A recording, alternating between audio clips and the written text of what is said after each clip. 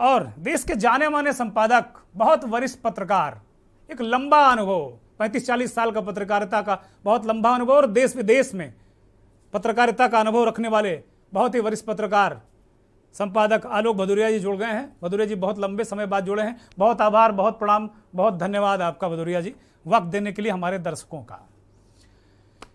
भदौरिया से इस चर्चा की और मंथन की शुरुआत करते हैं। भदौरिया जी, जो सीक्वेंस, जो भूमिका हमने बांधी, हो सकता है कि उसका कुछ अंश आप सुन पाए हों और कुछ नहीं सुन पाए हों। कुल मिलाकर एक तरीके से जो बिहार का घटनाक्रम बदला, उसके बाद नीतीश कुमार ने ये बताने की कोशिश की कि नहीं, जिस तरीके से तमाम राजनीतिक विश्लेषक या बहुत सारे लोग या भारतीय जनता पार्टी के लोग ये मान रहे थे कि भाई विपक्ष है कहाँ, तो कहीं ना कहीं एक हल्का सा करंट जरूर दिखा और नीतीश कुमार 3 दिन की दिल्ली यात्रा पर गए और अभी भी वो, मुझे लगता है कि हो सकता है कि वो तैयारी कर रहे हो पटना आने की वापस।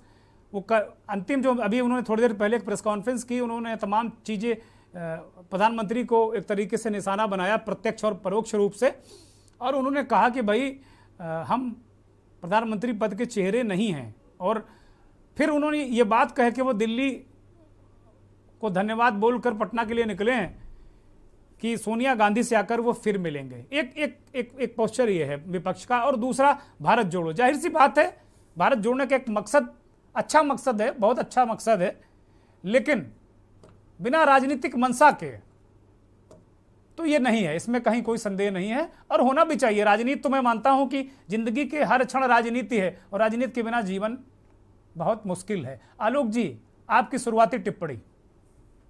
देखिए, दो चीजें, ये पिछले कुछ समय से बीजेपी की तरफ से या बीजेपी के आईटी सेल की तरफ से या बीजेपी के सोशल मीडिया की तरफ से एक मुहिम चलाई जा रही थी कि वो टीना फैक्टर को लेकर, there is no alternative of Modi.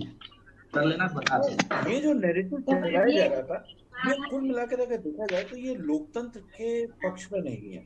दूसरी बात, तो गोदी मीडिया जिस तरीके से चला रहा है, जिस तरीके से अभियान चलाए जा रहे हैं सत्तारूढ़ पार्टी की तरफ से, वो सीधा सीधा एक दलीय प्रणाली को स्थापित करने की दिशा में बढ़ रहे हैं।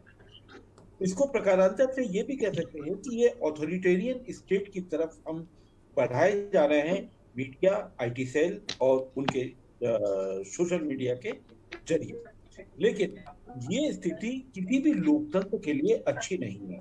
अब आपके 2 प्रश्न हैं इसमें, जो सवालों में जो 2 जवाब जो आप चाह रहे थे। एक तो ये कि विपक्ष कहाँ है, इससे पहले 3 साल से यही बात उठाई जा रही थी कि विपक्ष कहाँ है। अब जब विपक्ष एक साथ आ गया है और हर व्यक्ति कह रहा है कि मैं प्रधानमंत्री पद का दावेदार नहीं हूँ, उम्मीदवार नहीं हूँ, तो भी इसमें बाकी लोगों को, विपक्ष को नहीं, भारतीय जनता पार्टी को इसमें दिक्कत हो रही है। हमको एक चीज समझनी चाहिए, जब पश्चिम बंगाल का जब चुनाव हुआ था तो ममता बनर्जी को लेते हुए कि वो राष्ट्रीय राजनीति में छाएंगी और राष्ट्रीय राजनीति में एक मजबूत विकल्प प्रस्तुत करेंगी, ये एक छवि बनेगी। ठीक, उसके अलावा जब बिहार में जब वो नीतीश कुमार ने जब अपनी सहयोगी पार्टी को धता पटाकर जब सत्ता काबिज करी, तो भी ये छवि अब बनाई जा रही है कि नीतीश कुमार ही एक मजबूत विकल्प बनेंगे और पूरा विपक्ष उसके धड़े में आ जाएगा। लेकिन हमको तीसरा एक और लीजिए, अरविंद केजरीवाल भी एक अपना विकल्प ढूंढने की दिशा में चल पड़े हैं।